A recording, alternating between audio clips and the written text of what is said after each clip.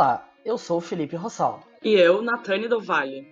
A OAB do Rio Grande do Sul está em regime de teletrabalho, devido à pandemia e o isolamento social. Por isso, o OABcast agora está sendo gravado fora de nossos estúdios. Nos adaptamos na gravação de novos programas, afinal, os tempos são outros e precisamos buscar novas formas de levar a advocacia e a cidadania informações de qualidade. Por isso, estamos aqui. Vamos lá então para mais um OABcast, o primeiro podcast da OAB no Brasil.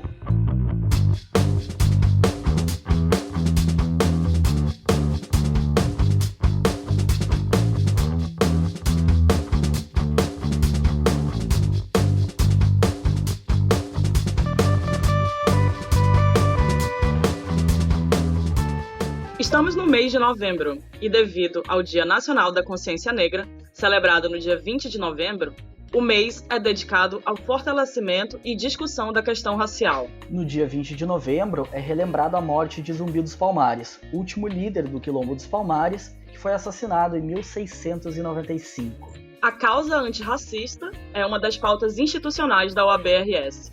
Entendemos a necessidade de sempre abordar o tema. Atualmente, contamos com duas importantes comissões que tratam a temática: a Comissão Especial da Verdade sobre a Escravidão Negra e a Comissão Especial de Igualdade Racial. Recebemos hoje, em nosso OABcast especial Mês da Consciência Negra, as pessoas à frente dessas comissões, Dr. Jorge Terra e a doutora Carla Meura, respectivamente. Recebemos ainda a presidente da Comissão Nacional de Promoção da Igualdade Racial da OAB, Silvia Cerqueira. Sejam todos e todas bem-vindos.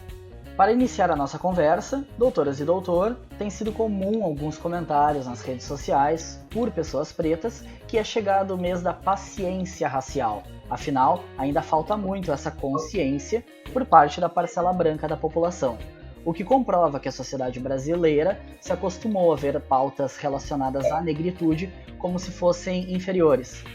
E aí vem uma pergunta: as questões raciais devem ser pautas de apenas um mês? Não, na verdade, deveria ser a questão racial deveria ser uma preocupação do ano todo e de toda a sociedade brasileira. Mas, em realidade, não é isso que acontece. Isso não se restringe, essa questão, melhor dizendo, não se restringe ao segmento negro da população brasileira, né? Mas a dificuldade está no fato de que nós não conseguimos fazer com problemas, dados, evidências que são de conhecimento de todos, mas que não conseguem entrar na agenda política brasileira. Nós temos, cito como exemplo, o SINAPIR, né? Que é o Sistema Nacional de Políticas de Promoção de Igualdade Racial, que foi criado em 2010. Nesses 10 anos, apenas cerca de 1% dos municípios aderiu, e aderiu no nível mais baixo, né, de adesão. Apenas 17 dos 26 estados e mais o Distrito Federal. Bom, não existe possibilidade de se ter uma política nacional sem ter a participação intergovernamental. Esse é um ponto que já demonstra o quanto nós estamos em descompasso com a necessidade de mudança. Eu gostaria de colocar que a pauta da promoção da igualdade não deve ser trabalhada em apenas um mês, unicamente no mês de novembro. E que, de fato, não é. Nós temos ações institucionais de promoção da igualdade o ano todo. Basta olhar no site da OAB, falando dessa nossa perspectiva de comissão, tanto nas seccionais quanto no âmbito do Conselho Federal. Então, esse comprometimento da advocacia atuante no combate ao racismo e a todas as formas de discriminação é permanente. Agora, a gente tem que também fazer uma leitura social. E aí, desse ponto de vista, sim, nós também continuamos pensando ações interinstitucionais, ou seja, para além dos muros da OAB, para que a gente possa colaborar com o sistema de justiça, com todas as instituições que estão se comprometendo com as ações antirracistas. E muito deste comprometimento está sendo pautado, como sempre foi, pelo movimento negro. O movimento social tem um importante papel nestas relações. E não é à toa que as comissões de igualdade da OAB fazem esse diálogo direto com a sociedade. A OAB é um espaço importante de afirmação da democracia e do Estado democrático de direito, e por isso tem este entendimento, tem esta lógica de trabalhar em alinhamento com a sociedade, com as necessidades apresentadas pelas demandas sociais e pelos casos de racismo que a gente tem conhecimento. Então, essa pauta é permanente, essa pauta é cotidiana, especialmente da vida das pessoas negras comprometidas em fazer esta mudança, em construir as ações e políticas institucionais que vão gerar essa mudança, que irão nos aproximar da equidade racial, vão nos aproximar do ideal de igualdade que nós buscamos. Nessa questão que a gente comenta, né, sobre essa frase, a paciência racial, eu verifiquei, né, eu acompanho bastante as redes sociais e várias pessoas pretas falando nesse sentido de paciência racial, porque precisam sempre estar falando sobre essa questão da consciência negra, né, da consciência racial, que são questões que realmente não devem ser pautas só de um mês. E não há nada mais racista, né, do que diminuir a importância do mês da consciência negra. Por isso que constantemente a gente sempre ouve algumas pessoas falando, mas por que não é consciência humana, né? E eu queria que a senhora comentasse um pouco sobre essa questão, né, tipo, da importância dessas pautas irem além do mês da consciência, doutora Silvia.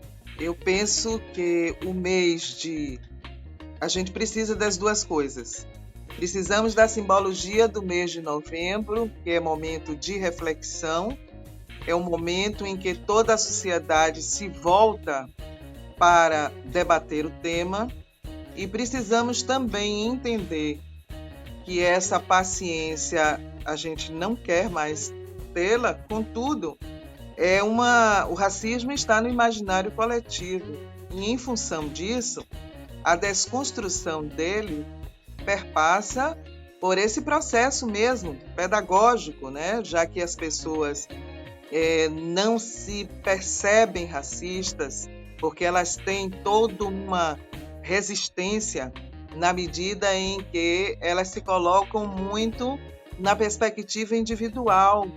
Não há racismo, meu pai tem uma tia, uma prima, um avô, um tataravô que é negro, e como se isso somente bastasse para que ela se auto-justificasse não racista, quando em realidade a questão não é essa. Ela precisa primeiro se reconhecer racista, se auto-reconhecer racista, para que então ela possa ter a acuidade de enxergar nos espaços onde ela habita e dentro do seu próprio lar, dentro da sua própria casa, na educação dos seus próprios filhos, que eu acho que é uma questão também que perpassa pela educação, o que ela verbaliza no interior da sua casa e as atitudes que ela toma, né?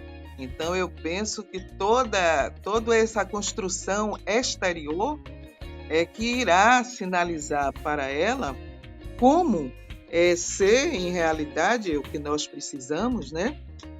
Para quebrar a paciência, tê-la como uma aliada, uma pessoa que ela combate o racismo, mas, para além disso, ela também tem e assume posturas antirracistas. Neste ano, a pauta racial ela foi bastante presente nas mídias, né, gente? Principalmente por conta das mortes pela polícia americana, que movimentou mais ainda o Vidas Negras Importam, em todo o mundo, inclusive. Eu queria que vocês falassem um pouco como vocês avaliam essa questão racial, tanto em questão de debates, como em avanços e retrocessos também nesse ano de 2020. Eu acho que é uma coisa extremamente positiva os debates, não? A despeito desse horror que está acontecendo no mundo inteiro, e no Brasil eu diria assim, esse esmagador genocídio, sobretudo da juventude negra, não é? E assim, é uma coisa extremamente visível. Não é por acaso que o genocídio, bem como o encarceramento de negros e negras, é uma coisa assustadora. Não vem também por acaso, né? Essa questão dessa superioridade da ciência que foi implementada de forma favorável a justificar essa superioridade de dominadores que se constituem em uma minoria em detrimento dos dominados, a maioria, que é uma política que está impregnada no próprio Estado brasileiro. Eu penso que esses fatos e essas ações, e o mais importante, as reações, né, do movimento negro, de todas as entidades que vêm construindo uma articulação no sentido de estar sempre combatendo e rechaçando e apontando e denunciando. Eu penso que essa perspectiva de denúncias e de uma certa forma de consciência, essa produção também muito grande da academia, no sentido, inclusive, de levar o debate dessa forma pedagógica, que é preciso também se ensinar, né, o que é o racismo, o que é o preconceito, não só nas escolas, mas para a sociedade como um todo.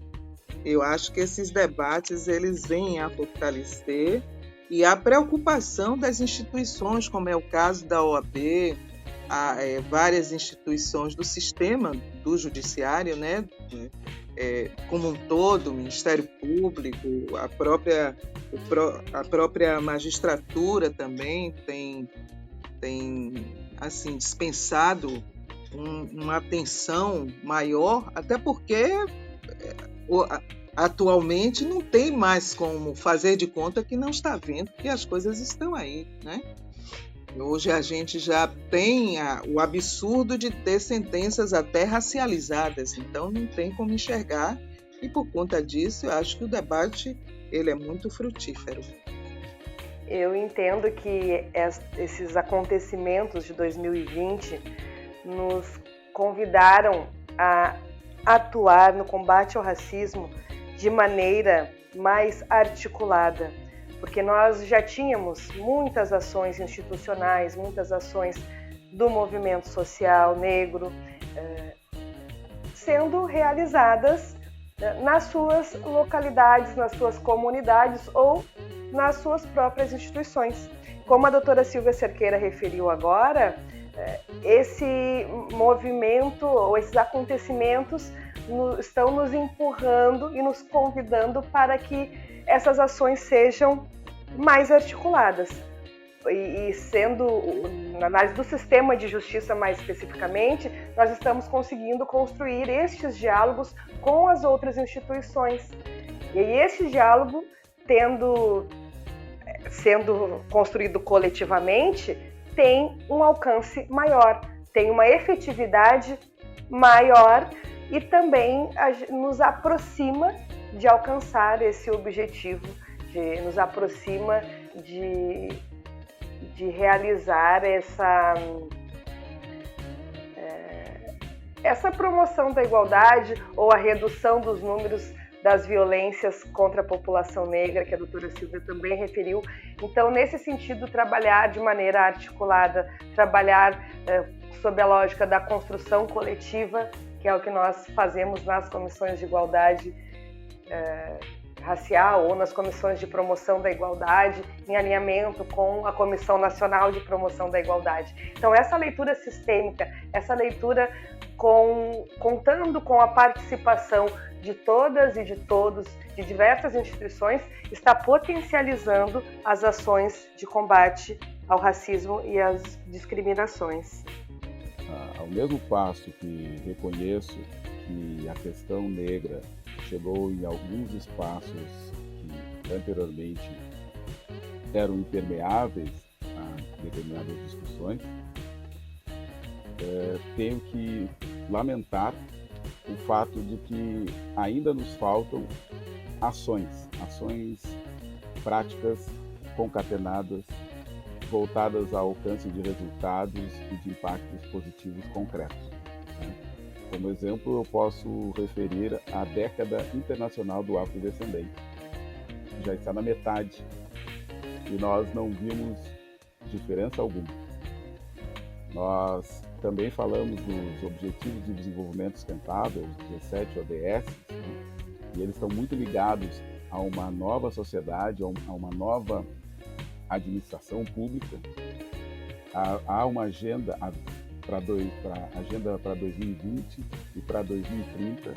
Nós não vimos nada de concreto que pudesse apontar para uma mudança significativa do trato da questão racial. Quando nós falamos em questão racial, nós estamos falando de cidadania. Nós estamos falando de algo que não se restringe ao direito de votar e de ser votado. Nós estamos falando de algo que se relaciona, além da questão de votar e de ser votado, a questão de poder viver de maneira digna, poder ter um trabalho, poder estudar, poder ter lazer. E é possível dizer, com base em dados, com base em evidências, né, que a população negra brasileira não tem os seus direitos fundamentais efetivamente protegidos. É a população que mais morre, é a população que ganha menos, é a população que tem maior desempregabilidade, é a que tem piores condições sanitárias, piores condições habitacionais. Então, se nós formos analisar todas as políticas sociais, nós vamos verificar que esse segmento está em desvantagem. Por isso que, além do debate, nós temos que avançar para além do debate, né? Além das lives, né? Além das notas de repúdio. Nós temos que uma caminhada muito grande a fazer. E cito aqui como exemplo, né, algo que é muito discutido nas redes, que é a questão do crime de racismo. Né? Nós temos um projeto de lei em tramitação desde 2012, que se refere ao futuro Código Penal, e que foi apresentado pelo senador Sarney sem a previsão de pena. E isso é um erro crasso, né? Dos mais de 400 artigos que há nesse código, somente esse foi apresentado sem pena. E além do fato de que o seu texto é uma compilação de leis já existentes e que têm sido quase que ineficazes. Cerca de 70% das pessoas que respondem por crimes raciais estão absolvidas, quando não há a suspensão condicional do processo. Portanto, repito, ao mesmo passo em que há uma discussão, há um debate, a gente vê que, sobretudo para algumas pessoas que conseguiram aliar a técnica com o ativismo, né, como o professor Silvio Almeida, como a Djamila Ribeiro, né, essas pessoas que conseguiram aliar essas duas fontes, elas conseguiram fazer com que as questões chegassem em lugares inimagináveis há bem pouco. Mas o que nos faltam são ações concretas e efetivas, privadas e públicas. Perfeito. E falamos um pouco então, né, sobre avançar ao longo do tempo, o que nos leva para uma questão que também remete à passagem de períodos, né? O Brasil foi o último país das Américas a abolir a escravidão, em 1888. E ainda há muita invisibilização da questão racial no Brasil, como foi apontado em diversos momentos das falas de vocês até aqui. E aí a gente queria saber como é que vocês pensam isso, né? Seja a falta de abordagem pela mídia tradicional, por instituições públicas e privadas, e também em outros setores, como na economia, por exemplo. Eu gostaria de fazer uma reflexão na perspectiva de que o racismo ele foi muito bem estruturado ao longo de 400 anos e mais, né? Porque ele continua em construção, né? E isso faz com que precisemos, talvez, de uma elaboração e uma competência na desconstrução dele, que, em realidade, nós ainda, infelizmente, temos muito pouco tempo ainda, não é? Eu diria assim, de uma consciência maior, seja na perspectiva acadêmica, seja na perspectiva jurídico-legal, enfim, tudo ainda, na nossa visão, muito novo em termos de uma atuação mais efetiva. Eu me recordo que só em 2001, em Durban, foi que o Estado brasileiro se auto-reconheceu racista. E a partir daí é que efetivamente as políticas afirmativas elas começaram a ser uma política de Estado e não de governo, que lamentavelmente hoje a gente vem assistindo um determinado retrocesso. Mas isso não me deixa desesperançosa nem negativista a ponto de não reconhecer que as cotas, por exemplo, ela foi um grande ganho para o segmento negro brasileiro.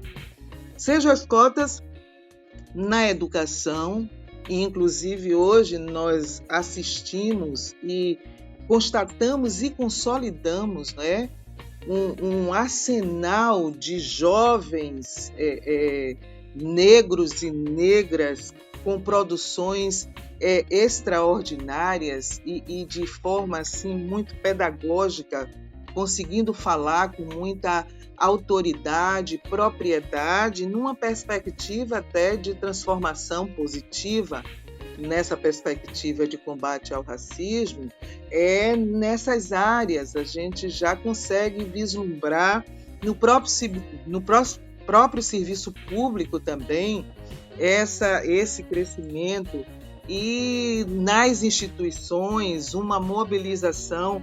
Mas a gente também sabe que a construção do racismo ele se deu de forma muito competente, né? E ele se dá sendo impregnado nas mentes. Então, isso, para que você processe a desconstrução, é uma coisa que vai nos dar trabalho, mas é uma coisa perfeitamente possível. Doutora Carla, a senhora quer ponderar sobre essa pergunta?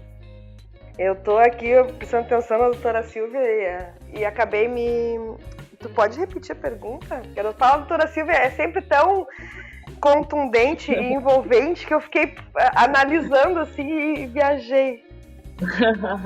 Pode repetir, Felipe, por favor.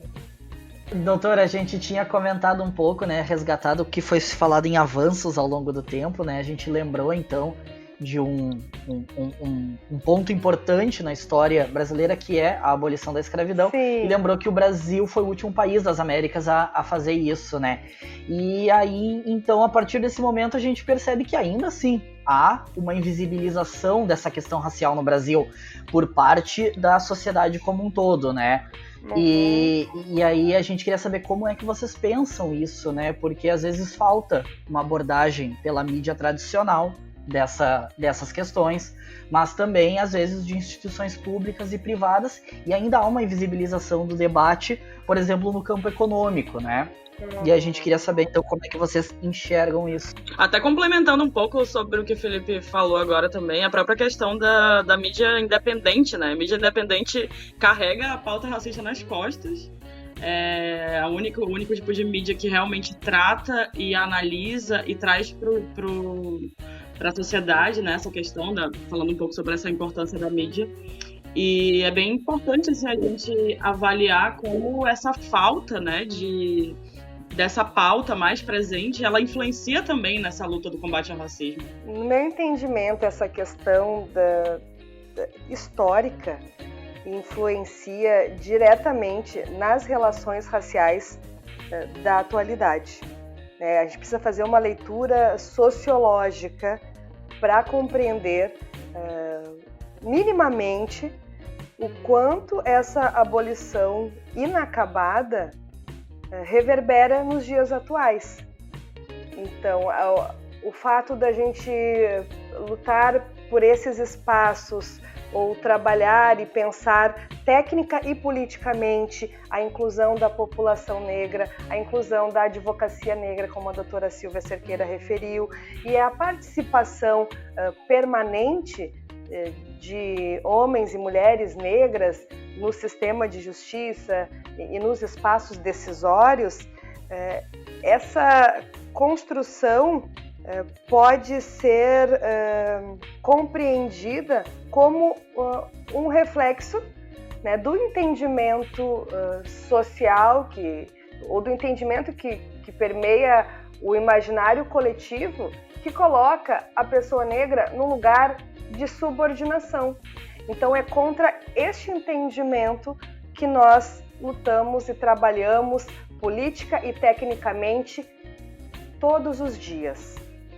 A nossa leitura, as nossas construções de políticas institucionais estão pautadas para desconstruir este entendimento coletivo, né, de que pessoas negras podem ou devem ocupar apenas espaços de subordinação, devem estar alinhados e sempre reproduzindo as práticas que autorizam outras pessoas a falarem por nós. E não, as nossas construções são coletivas, as nossas construções são permanentes, sempre com esse objetivo de nos aproximarmos da concretização de uma abolição política, econômica e sociológica, de uma abolição que seja garantidora do princípio da dignidade humana, da dignidade da pessoa negra e de todos os direitos, de todas as oportunidades que a população negra deveria ter. O Brasil já começa, a sociedade brasileira, não o Brasil, né, porque o Brasil já está aqui bem antes de 1500, né? Mas a sociedade brasileira, como nós conhecemos hoje, ela começa com a aniquilação, ou quase aniquilação, dos povos tradicionais, os povos originários, os indígenas, com a sua escravização por cerca de 40 anos, e depois é seguida pelo comércio transatlântico de escravos, a consequente escravização dos africanos e dos seus descendentes, bem como pela dissocialização, ou seja, era uma técnica empregada que era de misturar várias tribos para que elas nunca tivessem unidade. Portanto, o racismo está na estrutura da nossa sociedade. E ele, ainda hoje, ele é renovado, ele é revigorado pelas dinâmicas que nós vivenciamos, seja pela linguagem, seja pela comunicação e, sobretudo, pela produção de subjetividade, ou seja, como as pessoas em tenra idade, como elas veem essa questão racial. Elas começam quando negras, ou sendo brancas, essas crianças estão vendo quem manda, quem não manda, quem está em posição, quem tem mais poder econômico, quem não tem mais poder econômico. Tá? Bom, portanto, passa pela educação, sem dúvida, uma mudança, um projeto novo de nação.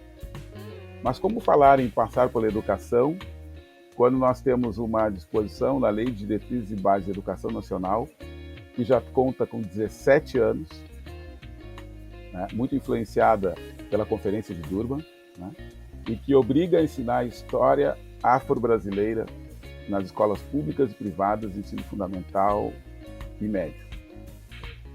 e que foi alterada em 2008, né, para que também fossem ensinadas as histórias e a história e a cultura indígena.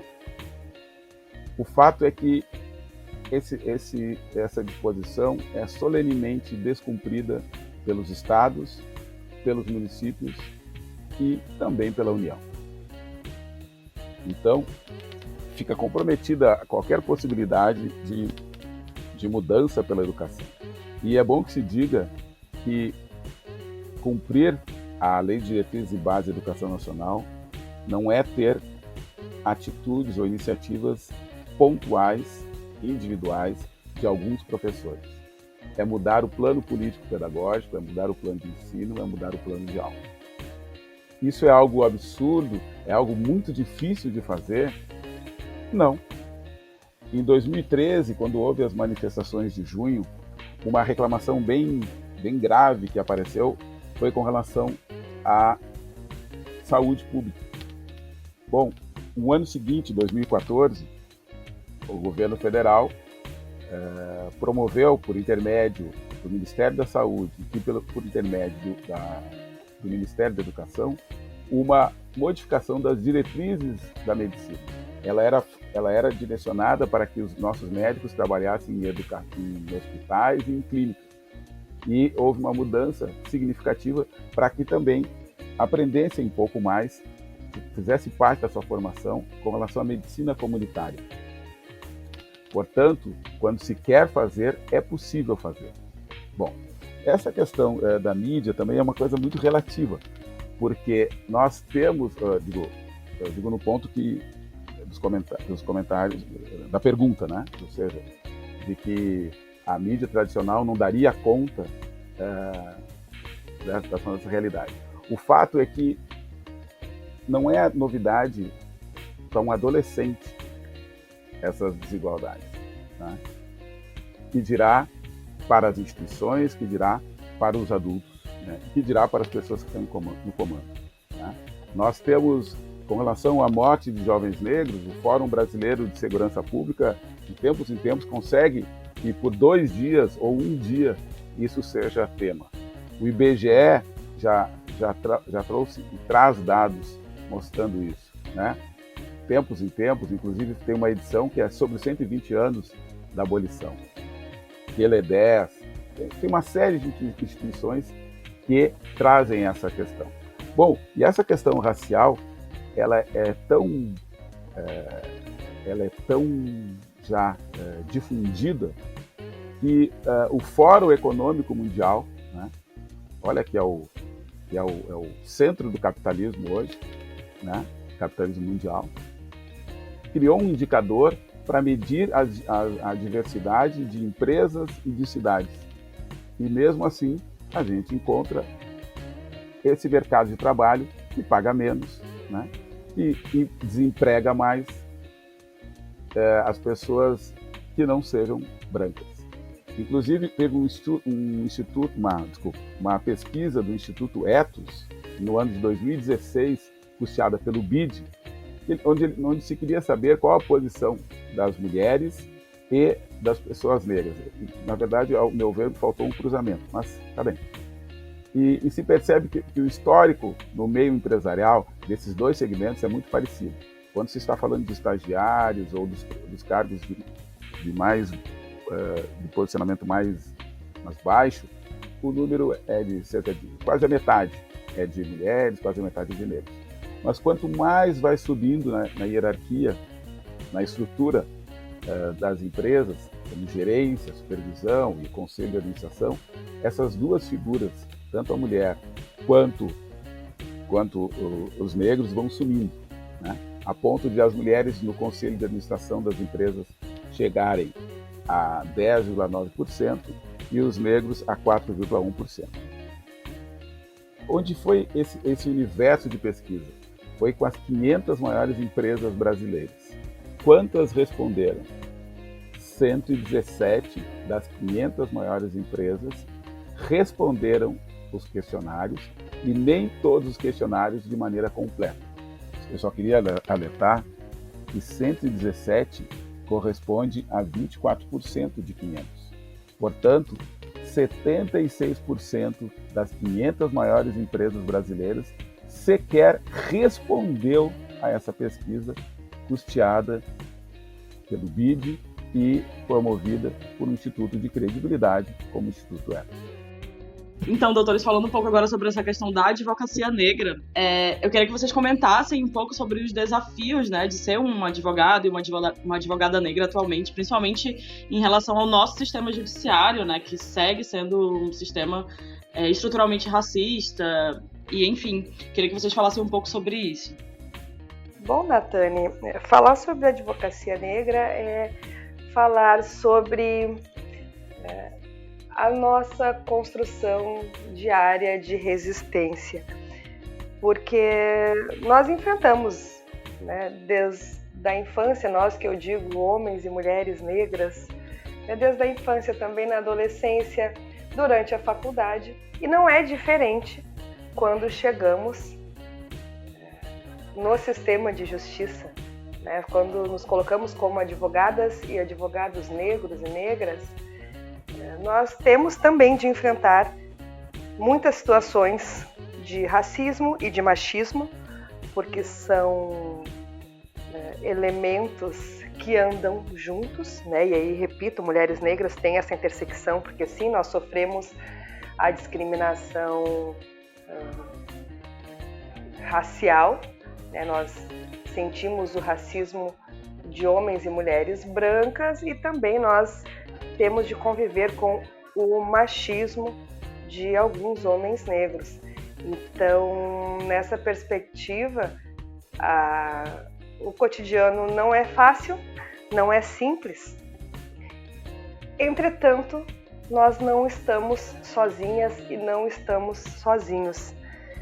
Nesse sentido, as comissões de igualdade racial, a Comissão da Verdade, todas as comissões temáticas que pautam as relações étnico-raciais têm um papel importantíssimo, porque além de ser um debate de conhecimento, de produção de conhecimento técnico e político, estes espaços, estas comissões são espaços de fortalecimento, porque é onde o advogado e a advogada negra pode compartilhar as suas experiências também. Então, nesse sentido, a advocacia negra tem um respaldo institucional que lhe garante um espaço para refletir sobre as questões, sobre as experiências, sobre as dores. E nós buscamos atuar sempre de maneira coletiva. Desse modo, temos alguns momentos de construção de política, um debate mais técnico.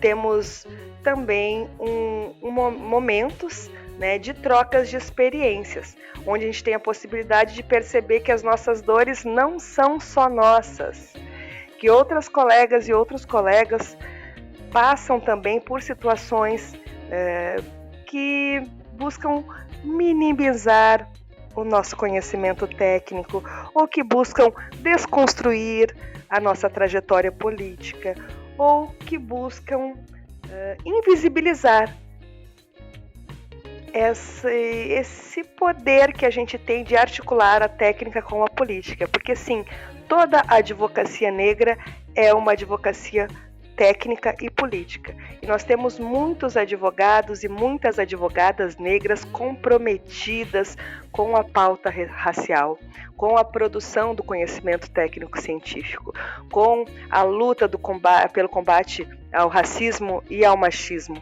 que andam juntos. E então eu acho que a gente tem que estar atentos. Nós precisamos estar atentos e estamos, né? Esse convite para a gravação do podcast é um exemplo disso. Eu estou muito honrada de estar aqui dividindo esse espaço com a doutora Silvia Cerqueira, com o doutor Jorge Terra, com a Nathani, com o Felipe e dialogando também com toda a advocacia gaúcha e com toda a advocacia nacional. Então, essas ações, Nathani, potencializam a luta da advocacia negra, né? E isso também facilita com que a advocacia negra esteja se colocando a cada dia em lugares melhores. A cada dia, como o nosso presidente Ricardo Breyer falou, publicou, escreveu, está gravado nos anais da OAB, o nosso presidente tem esse comprometimento também com a valorização da advocacia negra. Então isso é enriquecedor para nós, porque comprova que nós estamos no caminho certo, que nós estamos pensando as políticas institucionais para a valorização da advocacia negra de maneira muito coerente. O senhor pode responder, doutor Jorge? Sim, posso. Penso que aqui, quando se fala em advocacia negra, tem que se ter uma visão sistemática da causa negra no Brasil. Não se pode imaginar que haja uma ilha infensa ao racismo, aos estereótipos raciais, aos vieses raciais, ao preconceito. Assim como os médicos negros sofrem por esses fenômenos raciais, assim como as professoras, né, que são negras também sofrem, aqueles que integram o sistema de justiça de uma forma ou de outra também passam por isso. E a advocacia negra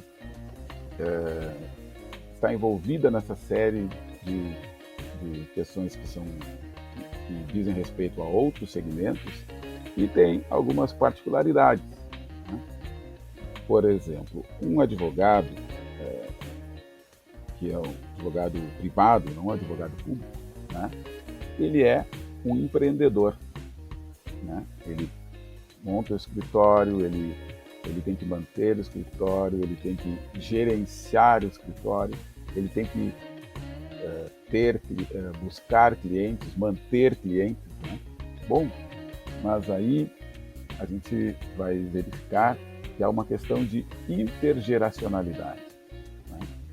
Ou seja, aquelas desigualdades lá do passado se refletem também quando esse profissional, advogado, tenta se estabelecer, né? Porque muitas das vezes ele é o primeiro que está abrindo esse caminho, né?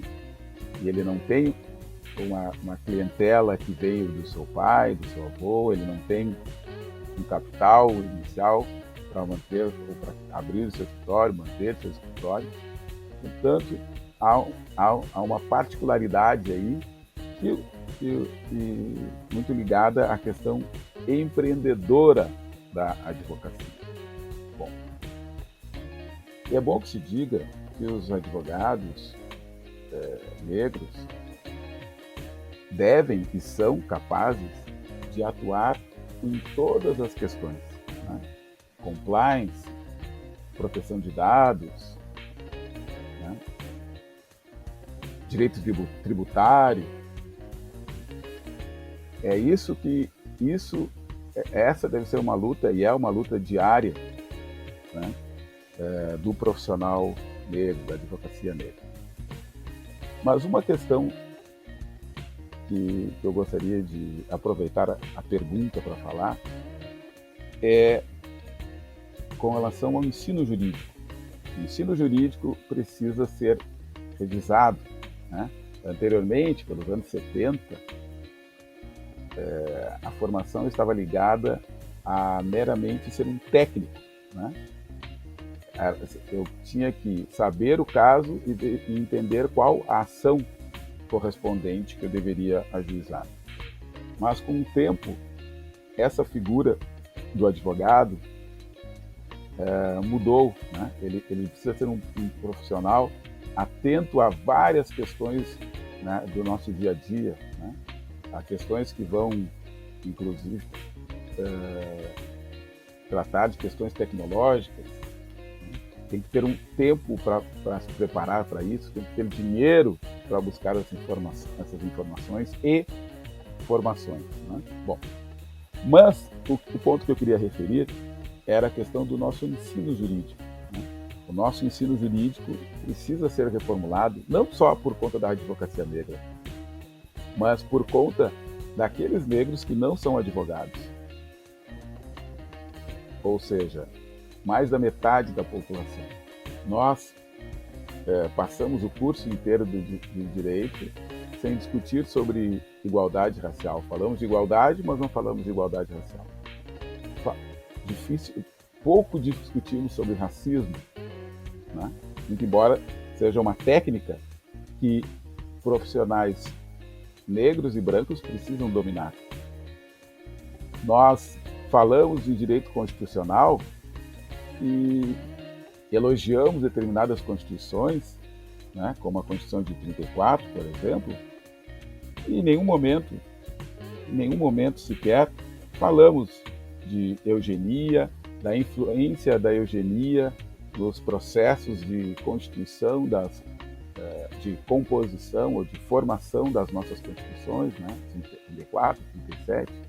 Nós não discutimos a questão racial ao longo do tempo, né, como é que as constituições, desde a de 24, que manteve a escravização, né, que não considerava os negros escravizados como cidadãos, né. Então, nós precisamos avançar mais do que, ouso até dizer, mais do que uma preocupação com a advocacia negra, nós devemos ter uma preocupação com o direito, o ensino jurídico e a formação de todos os profissionais negros e não negros.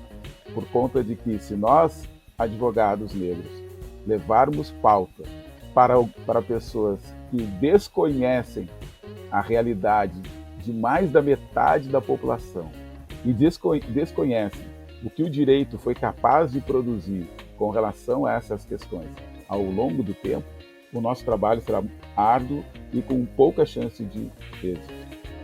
É importante também a nossa vitória muito recente, que foi a autodeclaração no Cadastro Nacional da Advocacia, onde será reservado um espaço para que os advogados e advogadas declarem a sua raça e cor. E por que isso é importante para nós? Porque nós não temos, através de um censo, o quanto somos e onde estamos. E até para o desenvolvimento de políticas afirmativas, esse é um dado de extrema importância.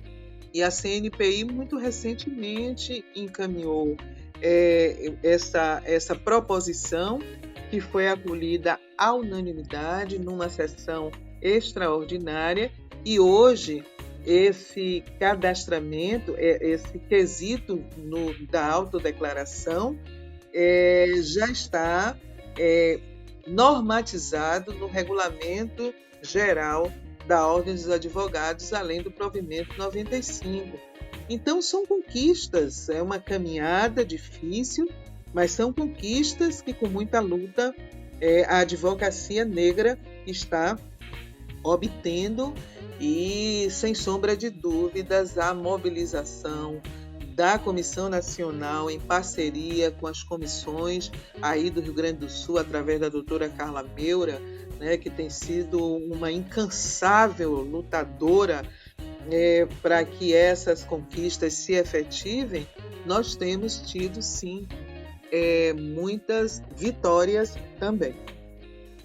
A gente falou um pouco, né, agora sobre os desafios e tudo que aparece, né, para a advocacia negra, né, para o advogado e a advogada negra quando estão exercendo, e também, né, falando sobre um pouco a formação jurídica das advogadas e dos advogados.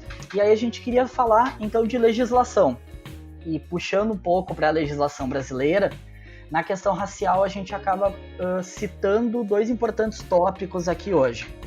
Um é a questão penal, que devido ao encarceramento em massa da população negra, é um ponto que é importante que seja citado quando se fala de legislação. E outro é da questão trabalhista. Afinal de contas, a gente viu aí o problema da precarização do trabalho através da terceirização de atividades relacionadas à limpeza e segurança, que são atividades predominantemente exercidas por pessoas negras. E aí a gente queria saber como é que vocês avaliam esse tópico da legislação. Referente à produção legislativa brasileira, nós temos um arcabouço de leis que nos permitiriam efetivar as políticas de igualdade, que nos permitiriam, se fossem executadas de maneira efetiva ou de maneira séria, né, se fossem consideradas por todo o sistema de justiça como uma legislação que requer um comprometimento, né, porque essa execução das leis depende de pessoas. E aí a gente retoma aquele entendimento de que o imaginário das pessoas, da sociedade brasileira, está permeado pelo racismo. Então, temos um arcabouço de leis, mas que não conseguimos efetivar por conta, né, dessa leitura que ainda é muito equivocada pelas pessoas que operacionalizam essa legislação. Então, nesse sentido, a gente faz um estudo permanente, inclusive a OAB tem um grupo de trabalho, né, que está se dedicando aí ao longo dos últimos 3 meses, aproximadamente, acho que desde agosto, setembro, outubro, nós estamos com colegas de 3 comissões se dedicando a um trabalho de pesquisa. Nós temos as nossas comissões da Igualdade Racial, Comissão da Verdade e Comissão de Direitos Humanos, se debruçando sobre a possibilidade de alterar algumas leis, especialmente a lei de racismo e injúria racial, né, fazendo essas reflexões e apontamentos técnicos sobre de que maneira a gente pode trabalhar para que o sistema de justiça garanta a efetividade e a aplicabilidade dessas leis, porque nós não temos efetivamente a garantia de que as leis vão ser executadas. Por exemplo, foi feito um estudo, né, foi feita uma pesquisa que acho que nos últimos 10 ou 12 anos, dos 5.000 casos, mais de 5.000, acho que foram 5.140 casos de racismo e injúria racial registrados, né, que foram processados pelo Tribunal de Justiça do Rio Grande do Sul, mais de 70% não foram sequer julgados. Tá? E desses que foram julgados, que correspondem a menos de 30%, portanto, desses que foram julgados, apenas 6%, 6,8% acho, foram condenados. Então, a gente observa que, a despeito de termos uma ampla legislação, a despeito de termos juristas negros ou não, mas temos muitos juristas comprometidos com a pauta racial, ainda assim nós necessitamos de uma lei que seja efetivamente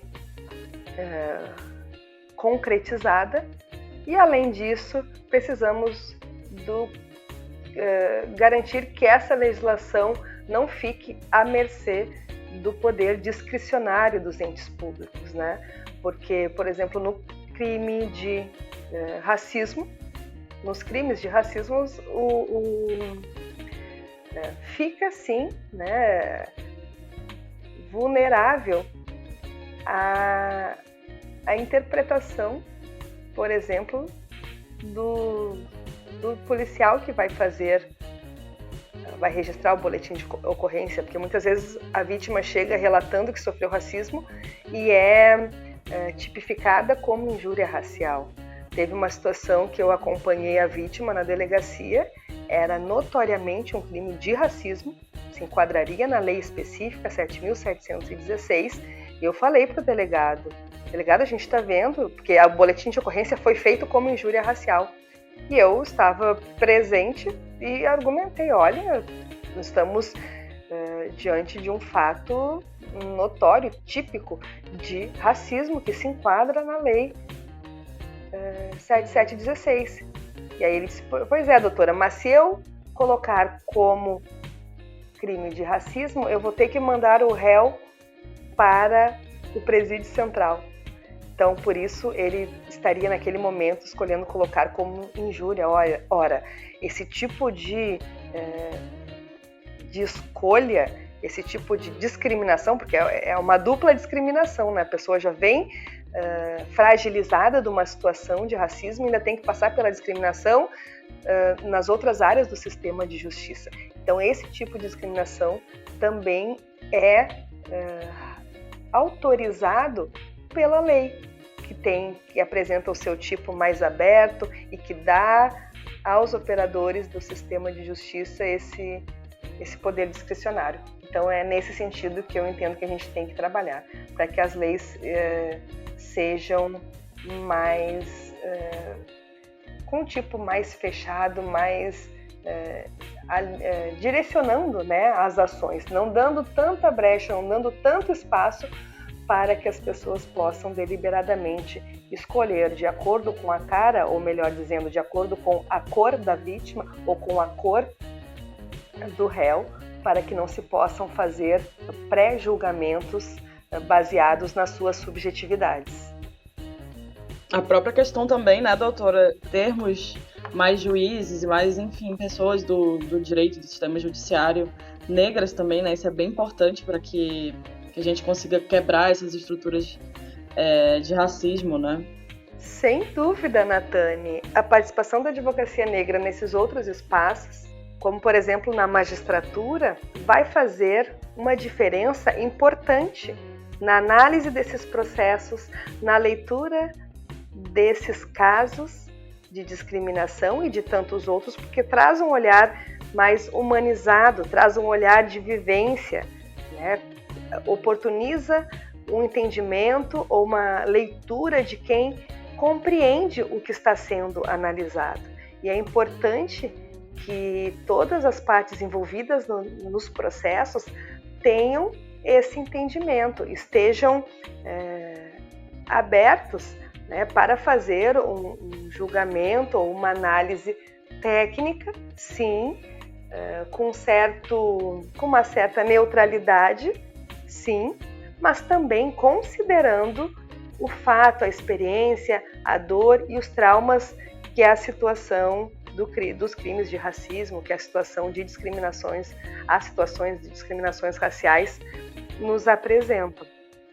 Acho que eu posso complementar só dizendo que também é por isso que nós lutamos e trabalhamos tanto pela inclusão da advocacia negra em todos os espaços. É por isso também que as pessoas que estão ocupando esses espaços de maneira hegemônica na atualidade lutam tanto para que essa realidade não sofra alteração. Lutam tanto para garantir esses espaços decisórios, que é genuinamente masculino e branco. Então, essa construção, esse diálogo, né, de um lado, pessoas que buscam a inclusão da diversidade brasileira, né, buscam que a sociedade brasileira esteja representada também nesses espaços decisórios, né, e de outro, um grupo que tem sim esse poder e que quer manter esse poder só entre eles. Então, na verdade, é uma construção que passa também pela educação das relações étnico-raciais, que nem a doutora Silvia Cerqueira referiu, né, no início lá da fala, porque nós precisamos manter esse diálogo aberto, permanente e direto com as pessoas que estão ocupando esses espaços, porque sim, para que a advocacia negra possa entrar, teremos que fazer esse rodízio, alguns terão de sair. Né? E é importante que essa consciência, essa integração seja feita harmonicamente. Por isso nós estamos, aqui debatendo constantemente, no sentido de compartilhar as experiências e de conscientizar as pessoas não negras da importância que é ter este comprometimento, inclusive de oportunizar que pessoas, que advogados e advogadas negras e negros tenham também a possibilidade de atuar nesses espaços. Felipe, a tua pergunta estava pontuada na questão do encarceramento e na questão do mercado, das relações do mercado de trabalho sensíveis à raça, sob o prisma da legislação. O encarceramento que acontece aqui no Brasil é muito semelhante ao que acontece em outros lugares, como nos Estados Unidos, que tem uma população de cerca de 13% de negros e 40% daqueles que estão encarcerados são negros. Né? É o que acontece no estado do Rio Grande do Sul, que tem uma população parecida, que é de 16%, e cerca de 30% a 35% da população carcerária é de negros. O fato é que a gente ainda tem, e isso também serve também para a questão do mercado de trabalho, que aponta uma desigualdade na razão da precarização, né? Isso aponta para algumas questões. Nós temos o mito da cidadania, né? E o fato de se poder votar, de poder ser votado, já seria o suficiente. Isso não é verdade. Nós, da população negra, vivemos quase que um estado de subcidadania, né? Porque, como disse, se nós olharmos como cidadãos, né, então, ou seja, quando nós vemos as pessoas como cidadãs, nós não vemos diferenças. Não vemos diferença de raça, de origem, de gênero, de orientação sexual, nem econômica, né? Mas nós não somos assim. Nós somos diferentes. Todos nós somos diferentes uns dos outros. Por isso que nós, quando nos vemos como pessoas, aí percebemos as diferenças de caráter econômico, sobretudo, e de, mais do que isso, de poder político. Esse poder político pode advir da situação econômica ou pode advir de outra natureza. O que falta para a população negra é esse poder político, né? Um poder político que possa efetivamente influenciar nas tomadas de decisões.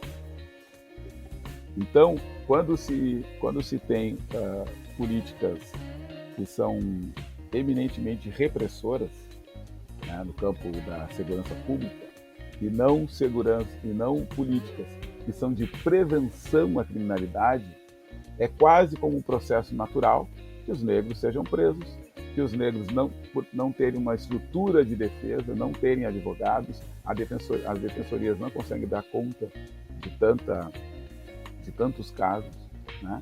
Nós sabemos também do tratamento diferenciado que algumas pessoas, por questão racial, recebem, né? Inclusive quando estão em situações semelhantes, né? Há mais de um caso, há vários casos de adolescentes, por exemplo, que estavam portando droga em situações semelhantes, alguns casos brancos, alguns casos negros, a quantidade semelhante, e se perguntar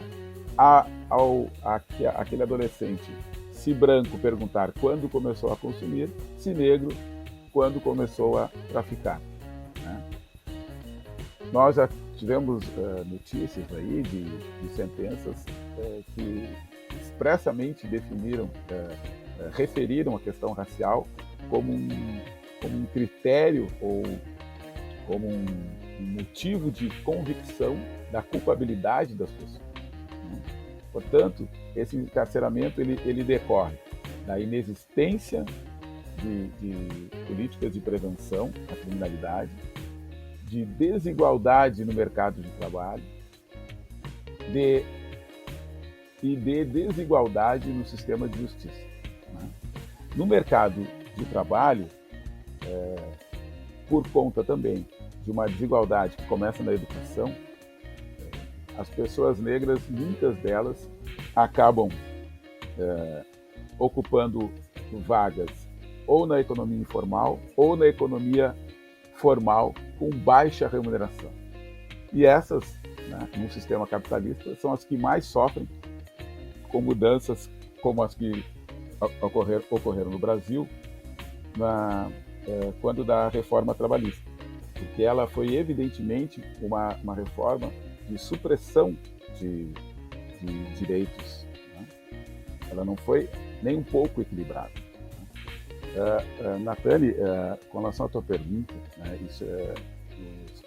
ela nos propicia uma reflexão anterior ou até mais profunda do que isso, né, do que esse caso em específico.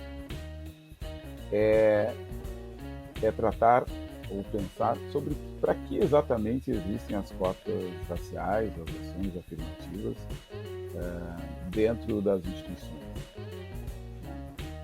Quando a gente está falando de ter cotas raciais ou reservar vagas para determinados segmentos em concursos, como o judiciário, que foi referir, a gente não está pensando no direito de A ou de B de ser juiz, ou pelo menos não deveria ser assim.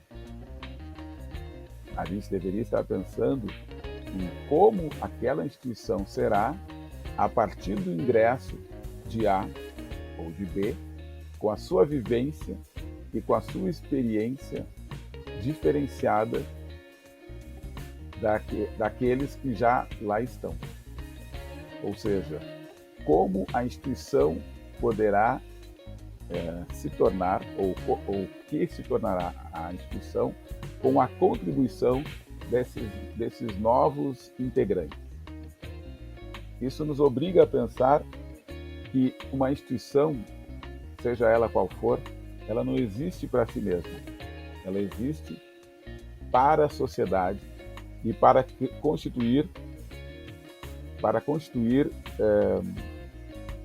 entender os problemas da sociedade e para constituir soluções para eles. Portanto, quanto maior for a diversidade interna da instituição, maior capacidade dela entender as necessidades e maior a capacidade dela fazer entregas, soluções para isso. Na medida em que nós temos instituições que são quase que hegemônicas, ou seja, são pessoas de um determinado padrão socioeconômico, são pessoas de um determinado grupo racial, são pessoas que têm...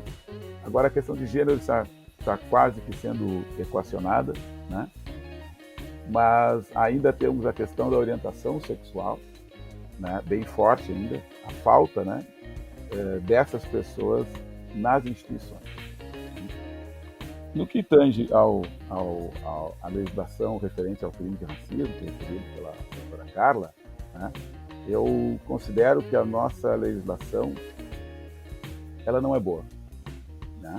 Talvez eu não desconheço o esforço de quem lá atrás conseguiu transformar o que estava na Lei Afonso Arinos, né, em crime.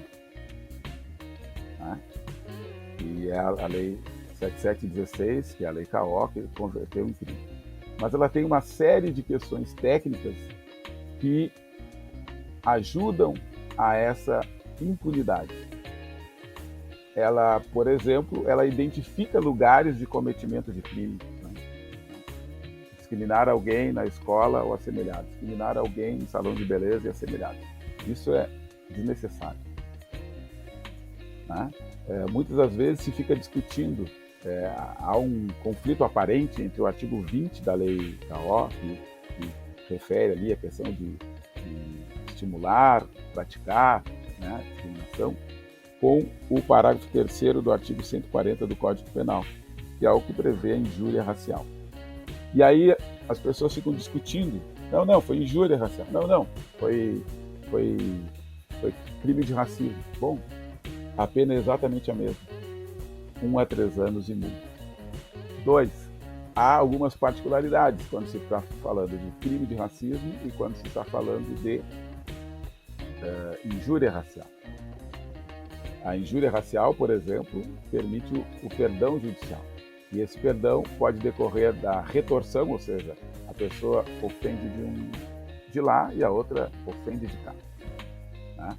Ou quando se analisa o comportamento da vítima. O fato é que há uma necessidade de uma tecnicidade melhor na formulação dessa legislação antirracista. É disso que nós nos ressentimos há muito tempo. Ela permite interpretação, né? E interpretação que pode ser desfavorável tanto para o agente, né, causador da ofensa, sobretudo quando se está pensando em ofensa, quanto para a vítima. Né? Houve um caso, por exemplo, em Estância Velha, em que havia uma festa, som alto, um casal de vizinhos chamou a Brigada Militar chegou ao local, mandou baixar o som, e essas pessoas que fizeram a reclamação ficaram do outro lado da rua. As pessoas que estavam na festa saíram e falaram para o homem era branco e a mulher era negra. Disseram: "O fulano, a gente é branco, a gente se entende, mas aqui não é lugar de negro." Esse crime, como eles disseram aqui não é lugar de negro, a pessoa disse aqui não é lugar de negro, foi considerado um crime de racismo porque estaria ofendendo toda a raça negra. Será que lá, um sábado à noite, às 11 da noite, num bairro do município do interior gaúcho, era esse o propósito, era essa a intenção? Desculpa, era ofender toda a raça negra ou ofender aquela mulher negra que ali estava. Então, essa lei, do jeito que a lei do jeito que está, ela não acaba não atendendo às suas particularidades. Injúria racial, ao meu ver, inexiste, tecnicamente inexiste. Porque a injúria é quando eu quero criar uma mácula, quando eu quero criar uma dor, né? E quando eu utilizo uma expressão de cunho racial, não é isso que eu estou querendo. Eu não estou querendo criar uma mácula, eu não estou querendo causar uma dor. Eu estou ou coisificando pessoas, né? Ou as comparando com animais, como chamando as pessoas de macaco, de pneu, de carvão, ou coisas desse tipo. Eu estou querendo mostrar, agente branco, eu estou querendo mostrar que eu sou superior àquela pessoa. E quando se está tratando de hierarquia de raças e de culturas, o bem protegido não é o mesmo bem da injúria. Quando eu estou fazendo isso, eu estou querendo mostrar que eu sou superior racialmente àquela pessoa. E essa falsa hierarquia racial e cultural é racismo e não injúria. Eu penso que em termos de leis, eu acho o Brasil muito bem servido, tá? Agora, a grande questão é a efetivação das leis e a aplicação dessas leis, né? Então, nós sabemos que nós vivemos num país das desigualdades. E isso, evidentemente, que se reflete na hora em que essas leis precisam ser aplicadas, porque as decisões, elas são, às vezes não, na maioria das vezes, quando a questão é subemprego, quando a questão é fazer os ajustes salariais, porque nós sabemos, não é? Quem sempre está na escala mais vulnerável, de vulnerabilidade, são negros e negras.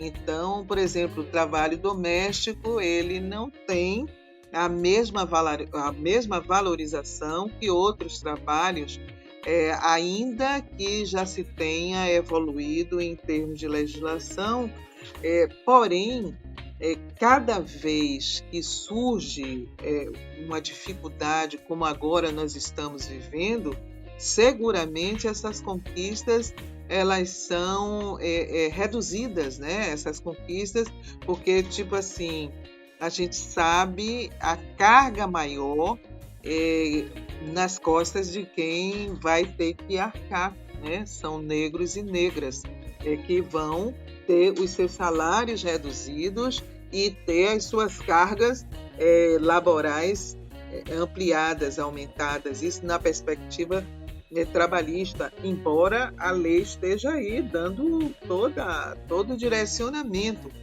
mas o seu cumprimento também, né, que é uma coisa que deveria ser de acordo com o que está previsto, as flexibilizações elas sempre estão vindo à tona, não é? No sentido de sempre diminuir os trabalhos realizados por negros e negras. E também com relação à questão carcerária, né? A gente sabe que o direito criminal, ele hoje, ele nada ajuda a população negra, muito pelo contrário, ele criminaliza cada vez mais. E assim, não, a gente aqui, obviamente que você não está dizendo que quem comete crime em razão da cor da pele deve ser liberado, não é nada disso. Mas o que a gente não pode, na verdade, é admitir, por exemplo, alguém que seja condenado em razão da sua cor da pele, alguém que seja preso em razão da sua cor da pele, sem sequer você ter uma apuração digna, né? Onde hajam diligências isentas,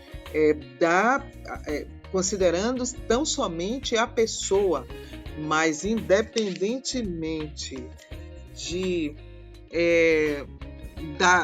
onde esteja ou de como esteja, a cor da pele é um aspecto fundamental. Então, eu costumo dizer que a legislação, nós estamos bem servidos e, às vezes, quando é necessário, que se faça alguns ajustes, mas o problema são os aplicadores da lei.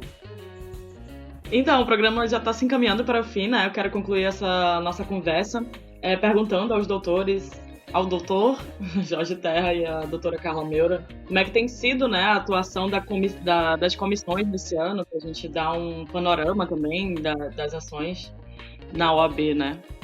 Vamos lá, vou falar primeiro, tá? Dessa vez. Falando da Comissão Especial da Igualdade Racial, da OAB Rio Grande do Sul, nós temos esse entendimento de uma gestão compartilhada, né? As nossas ações são pensadas e executadas coletivamente. Então, por isso nós temos 8 grupos de trabalho, cada um coordenado por um advogado ou uma advogada negra, e que se responsabilizam, né, por propor ações institucionais de promoção da igualdade na sua área. Então, nós temos grupos que cuidam das questões de gênero e raça, da questão do direito imigratório, também temos um cuidado específico com as questões do direito e liberdade religiosa. Enfim, não vou citar todos, mas convido as pessoas que estão nos escutando a visitarem o site da OAB, ali na barra comissões, procurarem a Comissão da Igualdade Racial, que poderão verificar, né, tanto os grupos de trabalho, as pessoas que participam e as ações que nós vimos promovendo ao longo desses anos de atuação, desses 2 anos de atuação. Na verdade, estamos completando 2 anos no dia 13 de dezembro, e este período foi de muita produção técnica, científica e de muito exercício desta atuação convida as pessoas negras e não negras a pensarem sobre as relações étnico-raciais. Nós também temos dois grupos de estudos em parceria com a ESA, um que foi iniciado em 2019 sobre direito e relações raciais, e um segundo agora que foi implementado em agosto de 2020, que fala sobre o grupo de trabalho sobre legislação antirracista, né, que foi uma proposta da doutora Patrícia Oliveira. Então, nós temos essa missão de compartilhar os espaços, de multiplicar a atuação da advocacia negra em diferentes espaços. E, paralelamente aos grupos de estudos, nós temos realizado semanalmente a live da Comissão da Igualdade, que a gente chama Live da Igualdade, que tem tido uma ampla repercussão. Foi um projeto iniciado em abril de 2020 por conta da pandemia. Nós, como foi referido no início da conversa, nós entendemos a comissão como um espaço de fortalecimento. Então, impossibilitados de realizar os encontros presenciais, nós estamos utilizando a live semanal como uma maneira de suprir essa necessidade do contato da advocacia negra, que deve ser, no nosso entendimento, permanente. Então, a live para nós tem um sentido muito especial e nós cuidamos desse projeto com muito carinho, da mesma maneira que ele é tratado pela instituição. E aí me cabe agradecer publicamente o setor de comunicação da OAB e também a Secretaria das Comissões Especiais, que nos dá um apoio, um suporte muito importante, porque semanalmente nós estamos mandando material, mandando foto de palestrante, encaminhando e requerendo, esta atenção, e que nós estamos recebendo, sim, de maneira permanente, muito cuidadosa. Então, eu fico muito grata aos setores da nossa instituição que estão dedicando essa atenção e esse carinho para com a Comissão da Igualdade Racial. E eu digo isso porque, além da live ser um momento da gente se encontrar e refletir sobre diversos temas, porque cada semana é um advogado ou uma advogada negra falando sobre os temas de muitas áreas. Aí vocês podem também acompanhar, porque fica gravado no nosso Instagram, @CeirOABRS, CEIROABRS. Convido também a que nos sigam no Instagram, acompanhem as nossas ações e participem. E esta live, como eu falei, além de ser um momento de importante debate, é um momento de colocar a advocacia negra na vitrine, sim, porque é uma maneira de lutar contra a invisibilidade, ou melhor dizendo, contra a invisibilização da advocacia negra. Nós pretendemos, com isso, mostrar a cara da advocacia negra gaúcha, mostrar que nós somos muitos e nós somos muitas. Nós temos advogados negros e negras em todas as subseções. Nós temos advogados negros e negras comprometidos com diversas áreas do direito. Então, esse momento, esse encontro semanal que nós temos, é uma maneira de apresentarmos para a sociedade gaúcha, para a sociedade brasileira, que nós temos efetivamente muitos advogados. Nós somos muitos, nós podemos estar em todos os espaços. E também, por isso, nós estamos num constante projeto de expansão institucional, ou seja, estamos dialogando com os presidentes e as presidentas de subseções no sentido de implementar as comissões de igualdade racial nas suas subseções. Nós pretendemos implementar no maior número possível, até o final do ano que vem, implementar o maior número de comissões de igualdade. E eu referi que até dezembro de 2018 nós tínhamos 5 comissões de igualdade racial implementadas e atualmente nós temos 10, ou seja, nós conseguimos dobrar a meta. Nós conseguimos dobrar o alcance do ano passado e continuamos construindo, né, as ações e os diálogos com os presidentes e as presidentas de subseções para que façam o debate também no interior, para que a gente efetive, né, e amplie o conhecimento e essa consciência racial de que o racismo não é um problema de negros ou de negras, que o racismo não é um tema que deve ser só tratado e trabalhado pela advocacia negra, né? O racismo é uma questão que afeta diretamente toda a sociedade.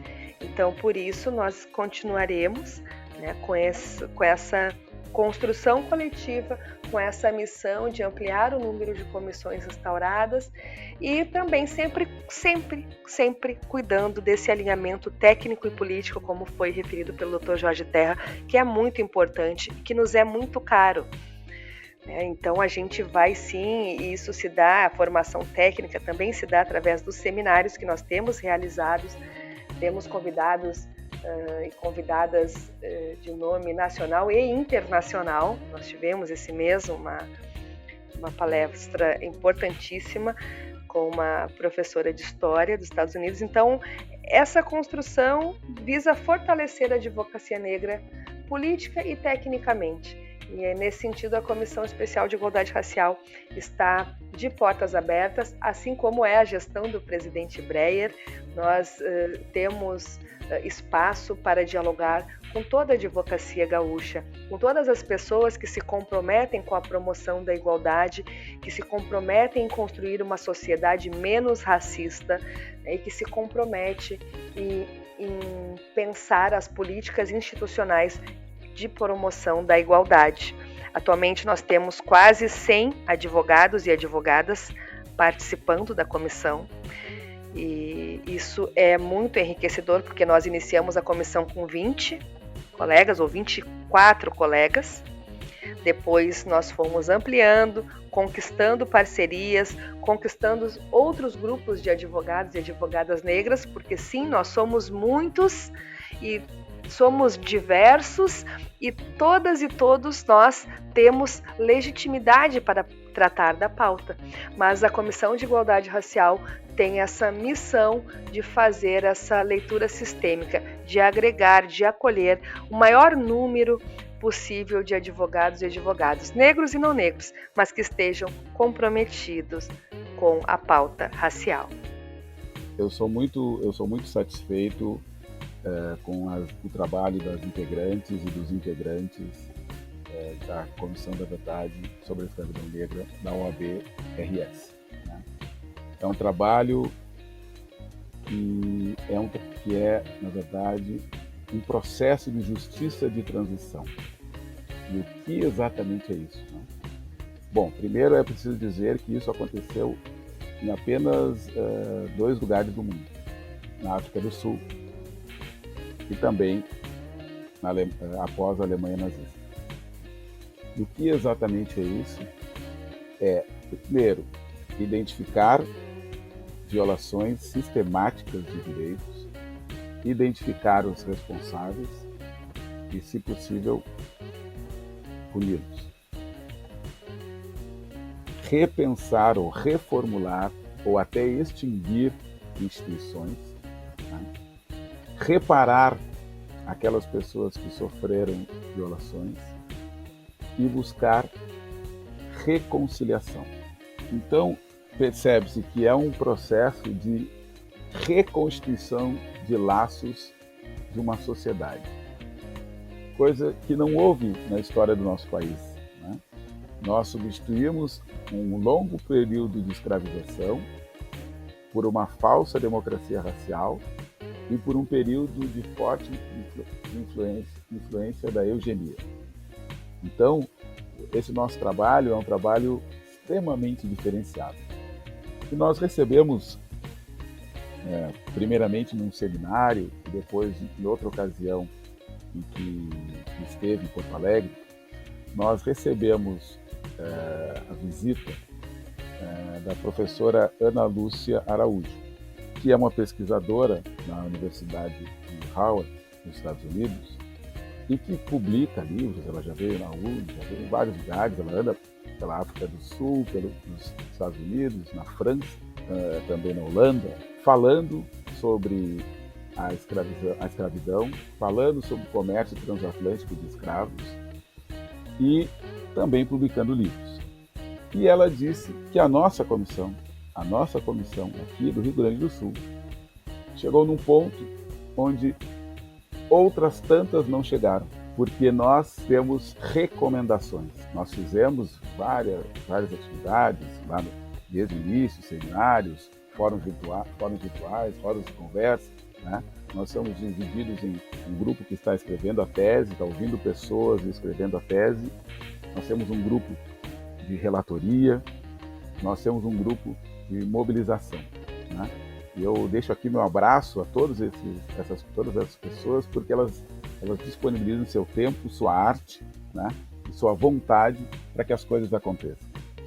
E então, nós agora, o passo que nós temos que dar é a assinatura dessas recomendações, melhor, a assinatura dos ofícios com essas recomendações, que devem ser enviadas às instituições públicas e privadas, né?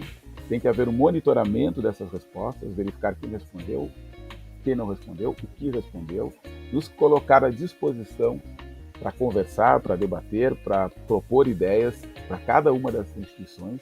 Nós temos um trabalho muito grande. Por isso vocês não vão ver a comissão, na verdade, nós até temos um perfil no Facebook, tem mais de 3.500 pessoas que acessam, né, costumeiramente, mas não é esse o nosso foco. Vocês vão ver um trabalho de articulação, vocês vão ver um trabalho de produção técnica, né, mas a gente não participa de outras atividades, né? E aqui é bom dizer, a gente, por exemplo, esse ano não vai realizar nenhuma atividade com relação à Semana da Consciência Negra. Muito embora vários de nossos membros sejam convidados para participar de várias atividades, mas a comissão não fará isso, porque o nosso trabalho é um trabalho diferente e que esperamos que realmente ele surta efeitos, né? E que ele seja, nós sempre focamos no resultado e no impacto positivo. E nos parece que manter relação ou manter contato com as instituições que podem ser parceiras, né, como o MNU, como a Federação Israelita, como a FAMURS, né, de entrar em contato com as instituições, enviar nossas recomendações e nos disponibilizar, né, isso sim vai mudar a vida das pessoas. É por isso que nós trabalhamos assim. E eu estou muito orgulhoso desse grupo e sempre satisfeito de quando nós podemos, virtual ou pessoalmente, nos encontrar. Obrigado. Doutora Silvia, ano passado, em junho, né, a senhora foi empossada como presidente nacional de promoção de igualdade. Eu queria que a senhora falasse um pouco, né, sobre essa posição, que é tão representativa diante desse cargo, e quais são os principais objetivos também. Olha, Natane, é evidente que é um cargo, não é? Importante, sim, mas assim, a gente sabe que essa é uma atuação ou é um cargo que tem que ser visto de forma muito coletiva para que ele possa repercutir os efeitos que o segmento de juristas negros necessitam junto à instituição, tá? A presidência da Comissão Nacional de Promoção da Igualdade do Conselho Federal, ele é estatutário, ele decorre, inclusive, de um provimento. As comissões, elas são órgãos de assessoramento da diretoria nacional, e eles existem, né?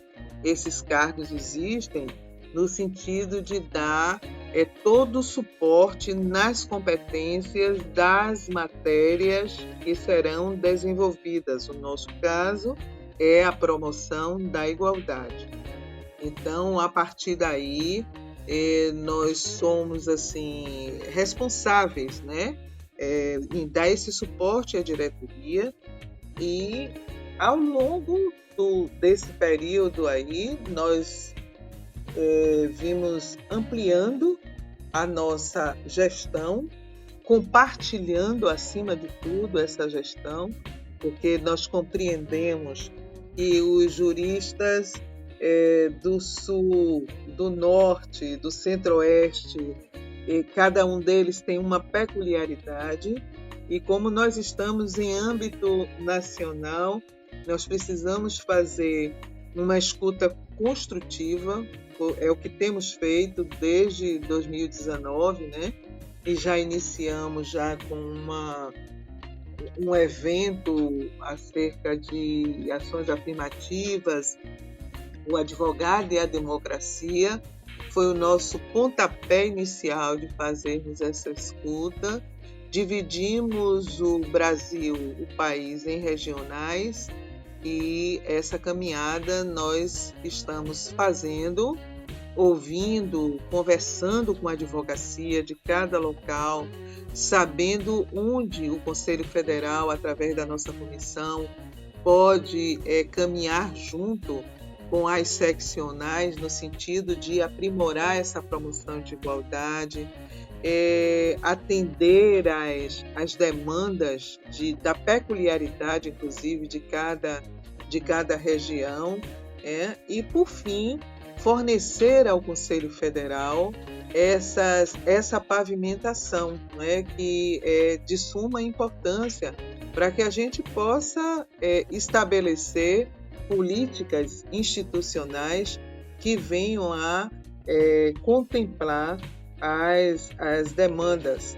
Então, a gente tem caminhado com temos já pronto um pacote, de ações afirmativas a serem implementadas no seio da instituição, e ela será feita sem sombra de dúvidas. A gente acredita nisso, porque fruto dessa nossa caminhada nacional, nós temos conseguido sensibilizar os presidentes seccionais, os conselheiros federais, no sentido de recepcionarem essas demandas, tais como Cadastro Nacional da Advocacia, inserindo a declaração, a autodeclaração de cor e raça, 30% de negros e negras na composição dos conselhos,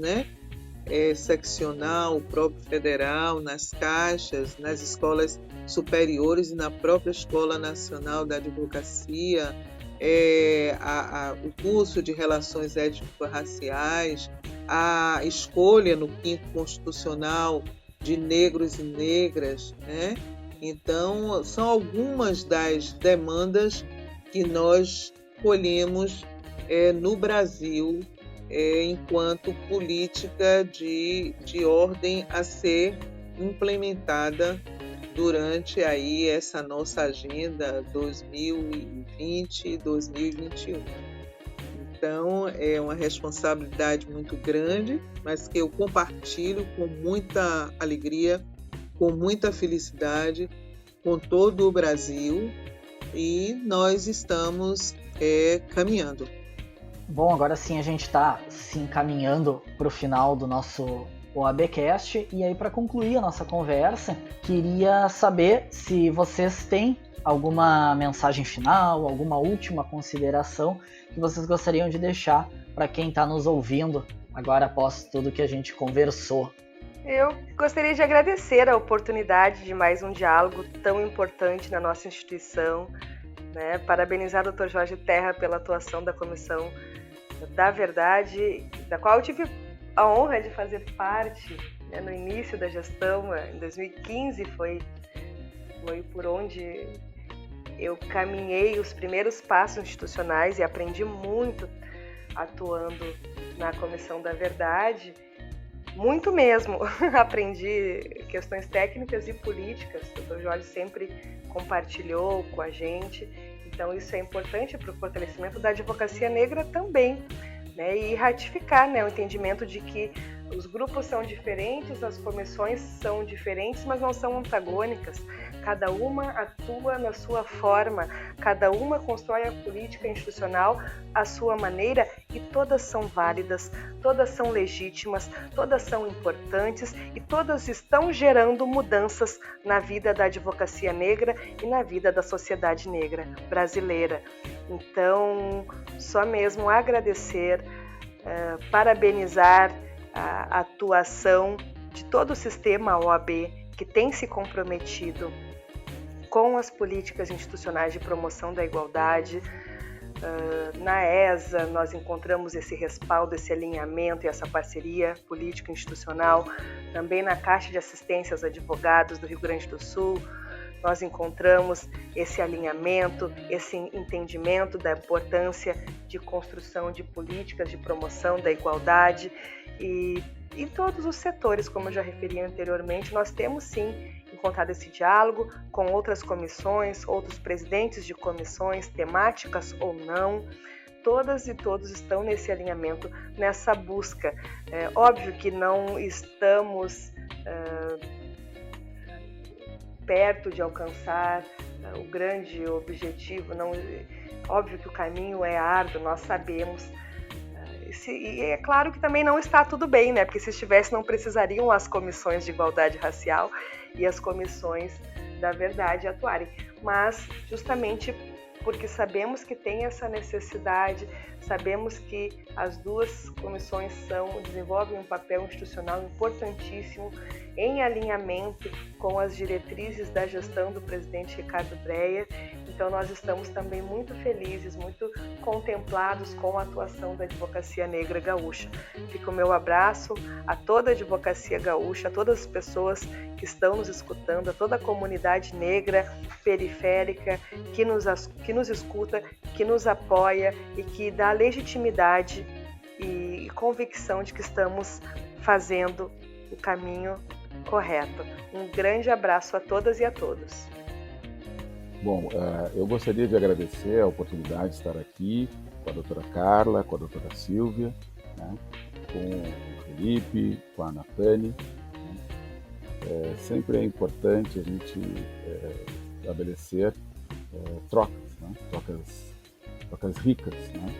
A gente nem sempre traz alguma coisa, mas sempre leva alguma coisa para o nosso dia a dia, para a nossa vida pessoal, para a nossa vida profissional. Eu parabenizo todos aqui pelo trabalho que têm desenvolvido em nome e para a OAB. Né? Nós precisamos pensar e repensar o nosso dia a dia. Né? As nossas propostas, por exemplo, as nossas recomendações são de cunho interno e de cunho externo, por exemplo. Né? Então, nós temos várias questões ainda a serem tratadas e é importante que as pessoas que sejam antirracistas, independentemente a que raça se considerem pertencer, né, estejam voltadas à melhoria da vida de todos e de todas. Né? Bom, o que eu gostaria de agora, para finalizar, né, nós já perdemos 2 membros da nossa comissão. Nós perdemos o senhor Nilo Feijó, né, e nós participamos lá no início, né, aliás, desde o início, de um movimento que se chama o Manifesto contra o Racismo na Rua. Né, e nós, junto com um grupo, né, buscamos a mudança de nome de rua, de algumas ruas. Nós começamos por uma rua, que é a Rua Barão de Cotegipe, né, por conta de todo o histórico dessa figura política. Né. E a sugestão que nós fizemos, né, e isso vai ser, o projeto já vai ser apresentado agora, mas os debates e votação serão na Câmara no ano seguinte. A sugestão que se deu é que o nome dessa rua se chame Nilo Alberto Feijó. E mais recentemente nós perdemos um outro membro, né? O nosso amigo, eterno amigo, o Paulo Jorge. Ele não era da composição originária, né? Mas ele acabou ingressando na comissão, ele veio em uma roda de conversa e fez um certo desafio, né? Dizendo, olha, está muito boa a atividade, que bom que estão realizando, mas a gente tem que realizar na periferia, né? Então foi um desafio que ele fez, um desafio que nós procuramos de alguma maneira dar conta, né? Nós tivemos atividades na Restinga, né? Nós tivemos atividades na Vila Cruzeiro do Sul, né? E não podemos nos esquecer para quem nós trabalhamos, por que nós trabalhamos. Nós trabalhamos para essas pessoas, mas nós não trabalhamos por elas, nós trabalhamos com elas. Por isso que é importante que a gente faça essas trocas lá nas zonas periféricas e também oportunize que elas também adentrem a OAB. A OAB é a casa da cidadania, portanto, é a casa dessas pessoas também. Muito obrigado, foi um prazer enorme. Espero que, de alguma maneira, nós possamos ter contribuído para o debate. E que essa situação, que essa ocasião do mês da consciência negra seja cada vez mais reforçadora da necessidade de mudança e que nós possamos fazer parte dessa mudança. Obrigado. Doutora Silvia, a senhora quer deixar uma mensagem final para quem está nos escutando? Sim, sem sombra de dúvidas. Primeiro, eu gostaria de agradecer o seu convite e de Natane, a dizer que nós estamos realizando uma gestão compartilhada com todas as seccionais do Brasil, onde está instalada a Comissão de Promoção da Igualdade. Temos estabelecido uma relação e uma gestão extraordinária no Rio Grande do Sul, através da doutora Carla Meura, que tem sido uma guerreira. A seccional dela, o doutor Breyer, também tem nos dado um apoio extraordinário, e mais as seccionais do Paraná e de Santa Catarina. Nós fizemos muito recentemente um evento regional, todos os eventos realizados aí com foco na promoção da igualdade racial. Eu penso que isso agrega, que isso soma. O debate ele é extremamente importante e fundamental, até para que as pessoas tomem conhecimento das posturas, das posições, o que precisamos fazer, o que ainda falta fazer, porque a gente compreende que esse é um processo, essa é uma caminhada longa, que nós não iniciamos, outros pavimentaram, que nos antecederam, alguns que não estão nem mais em nosso meio, como a Lélia Gonzalez, o senador Abdias Nascimento e tantos outros que puderam fazer com que o Dia da Consciência Negra hoje existisse, e essas referências, esta carga ancestral, nós não podemos desprezá-la, porque são pavimentadores dessa nossa luta. E, assim, agradecer a generosidade desse espaço que você abre para que nesse mês de novembro nós pudéssemos trazer esses temas para compartilhar com a sociedade, com o jurisdicionado, com a advocacia negra nacional, com a advocacia negra e gaúcha, enfim, e dizer que nós estamos atentos, muito atentos e operantes, não é? Nessa luta, nesses desafios que, como dissemos aí ao longo de toda a nossa conversa, no combate ao racismo e buscando sempre as posturas antirracistas para que tenhamos aliados em toda a sociedade, não é? Porque, como a gente falou no início, o racismo não é um problema criado por nós, né? Nós não criamos o racismo, mas nós somos os combatentes dele. Então, só as minhas palavras finais são só de agradecimento e dizer que nós estamos à disposição enquanto representantes da Comissão Nacional de Promoção da Igualdade do Conselho Federal da Ordem dos Advogados do Brasil. Muito obrigada. A gente que agradece muito a disponibilidade de vocês em participar conosco desse OABcast que vai ficando por aqui. Esse programa é uma realização do Departamento de Comunicação Social da OAB Rio Grande do Sul. Na técnica e apresentação, Felipe Rossal. E no roteiro e apresentação, Natane do Vale.